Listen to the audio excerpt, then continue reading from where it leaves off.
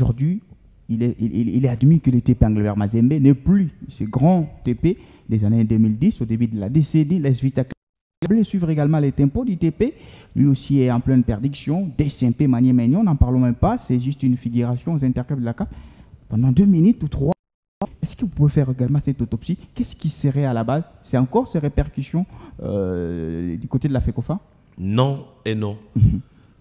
Car toutes les années où Mazembe a brillé, il y a un apport de la fédération. Je vous dis sincèrement, aucun apport. Parce que même les TPM lui-même refusaient certainement d'aller dans le foot. Tout à fait. Pour aller en Zambie, en Tunisie, et ainsi de suite.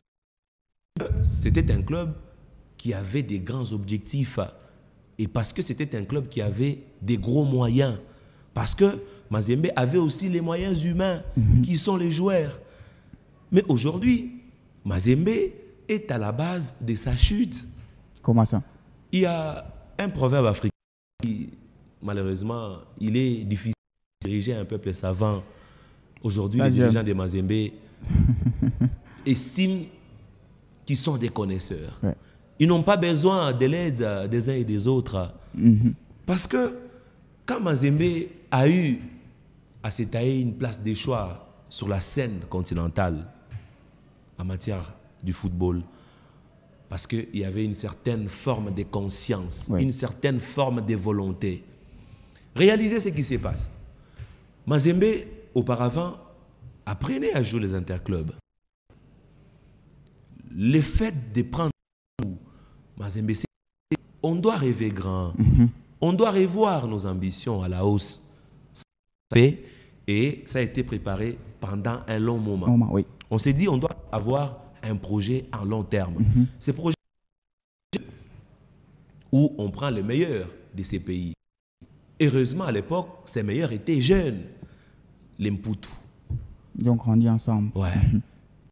Que Mazembe devienne grand, il lui fallait attendre 2009. C'est que ces jeunes ont évolué ensemble. Parce que d'une équipe, c'est la cohésion. Et la cohésion vient quand les joueurs font longtemps ensemble. Ça a été fait. 2009, la fois Mazembe remporte dans notre génération la Ligue des champions de la CAF. Conscient des ambitions. Ayant cette soif-là, Mazembe gardait seulement l'effectif. Au-delà de garder l'effectif, Mazembe est chercher les meilleurs qu'il a croisés tout au long de sa campagne africaine. Oui. On a connu pratiquement des Guy Singoloma parce qu'en 2009, la première édition du championnat d'Afrique des Nations. Oui. Et bon, quand vous avez un meilleur buteur du championnat d'Afrique des Nations, c'est que c'est quand même une perle rare. Et Mazembe a enchaîné pour réaliser les doublés. Mazembe a même frôlé les n'eût été cette immaturité administrative pour que Mazembe soit disqualifié à l'arraché. Parce que Mazembe était déjà sur une bonne dynamique. On a accepté. Mais Mazembe a continué. On a applaudi. C'était grâce à la politique interne du club, grâce aux moyens du club, grâce également à cette bonne vision du club. Mais bon, tout a changé comment? C'est quand le président Moïse Katumbi va en exil. Et ça, c'est aussi l'une des conséquences négatives de tout centraliser. Un club, c'est comme une institution. Une institution doit fonctionner normalement, même à l'absence de son patron. Mais c'est tout à fait le contraire avec Mazembe.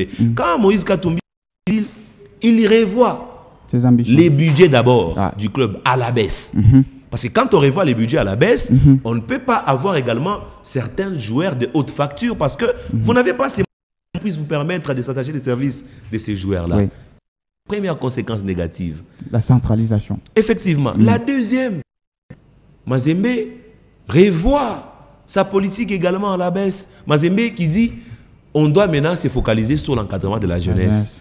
Mais mon cher, ça c'est du n'importe quoi, passez-moi les termes. Mazembe déjà a une école de foot. Mazembe a déjà une académie. C'est là qu'on encadre les jeunes. C'est là qu'on apprend aux jeunes à jouer au football.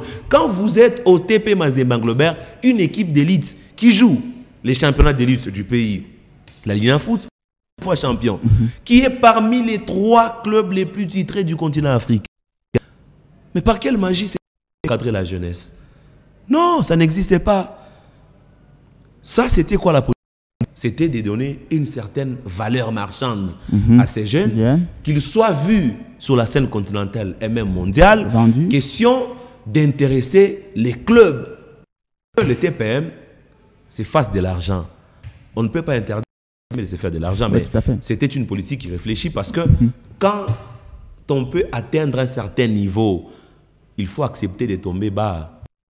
Mais vous avez suivi les résultats. Parce que c'est depuis 2015 que Mazembe est incapable de remporter une coupe continentale. Mais ça a été le vœu du club. Quand Mazembe voulait faire des grandes choses, Mazembe l'a réalisé ou les a réalisées, les a obtenues. Et quand Mazembe a voulu également être ce club qui a voulu encadrer la jeunesse, Mazembe a encadré la jeunesse. Et même quand on encadre la jeunesse, je vous ai dit, la force de Mazembe, c'était ses projets à long terme. Mais Mazembe fait une chose et son contraire. On veut encadrer la jeunesse. Et entre-temps, on veut vendre cette même jeunesse. Mais la force va provenir d'où? Et par quelle magie? Parce qu'on a connu les jeunes comme les Moulika. Aujourd'hui, ils sont partis. On a connu les jeunes comme le Ushindi qu'on a vendu. On a connu. Mais aujourd'hui, les résultats, pas.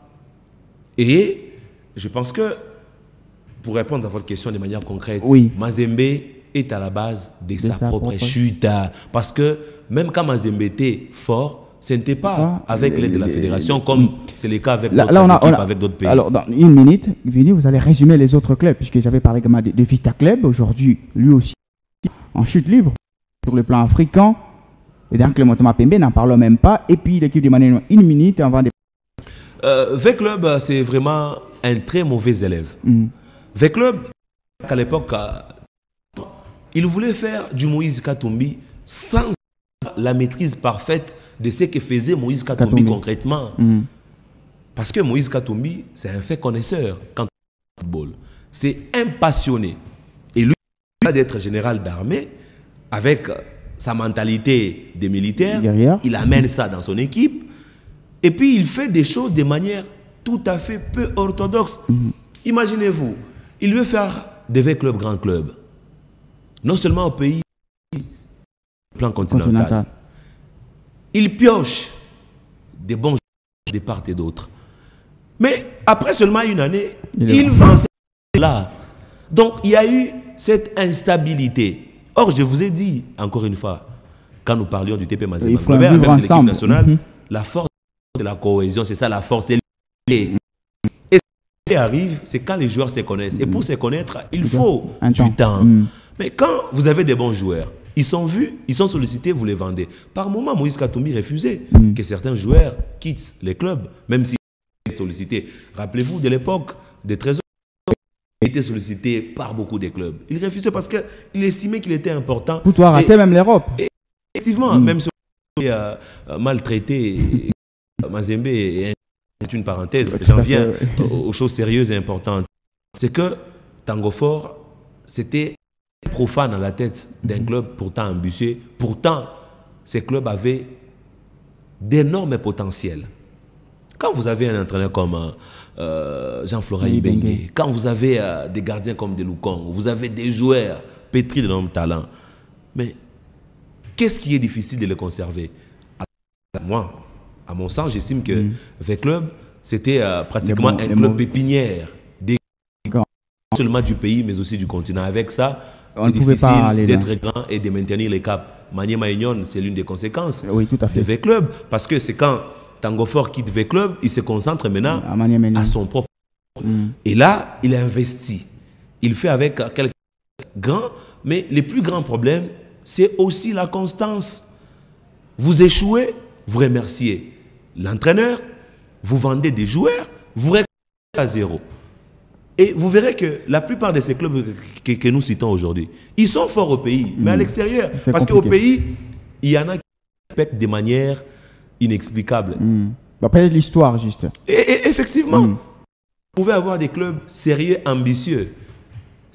Serait très important et très intéressant. Merci, Vini Aniel Moutombo. On va passer. Il nous reste quelques autres étapes, dont les top and flop. dans cette rubrique, vous allez relever un fait qui serait produit dans votre vie ou carrière, positif ou négatif. Si c'est positif, c'est un top. Négatif, ça sera donc du flop.